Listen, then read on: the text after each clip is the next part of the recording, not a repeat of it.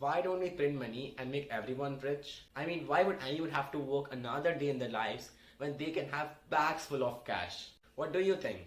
Could that be a good option for the economy?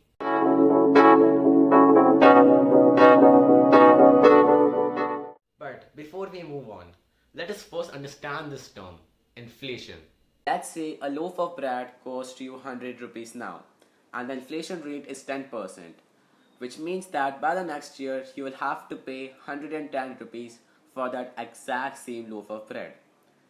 And in that case, we can also say that the purchasing power of a 100 rupee note has decreased. So, inflation is the rate by which prices increase. Higher the inflation, higher the prices, and higher the prices, lower the purchasing power of your money.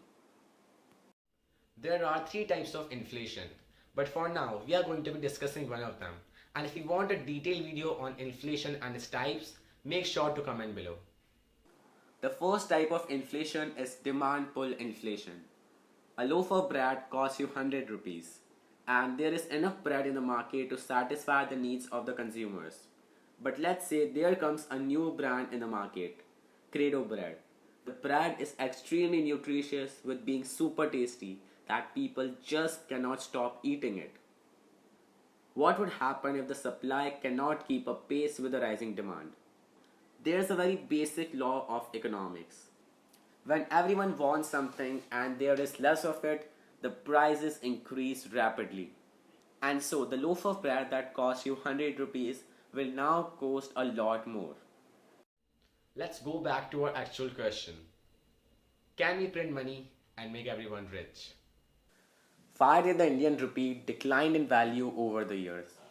After gaining its independence from the Great Britain in 1947, there were a lot of economic troubles that India had to face. The Indo-China War of 1962, Indo-Pakistan War of 1965, and the severe drought in 1966 crippled the production capacity of India, and as a result of which, India had to take loans from other countries.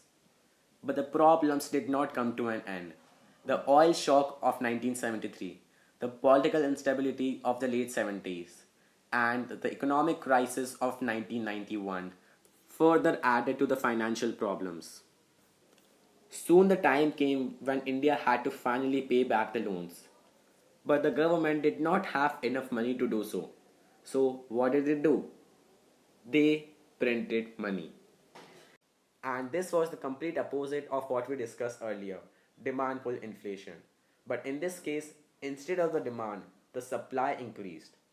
There was more money being circulated in the market, but the economic growth of the country did not match the pace.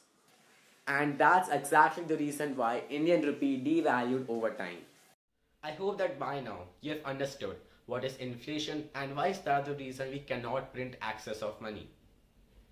If you feel you have learned something from this video, then make sure you subscribe because in the upcoming videos you will be learning a lot more. That's it for today's video. Thanks for watching.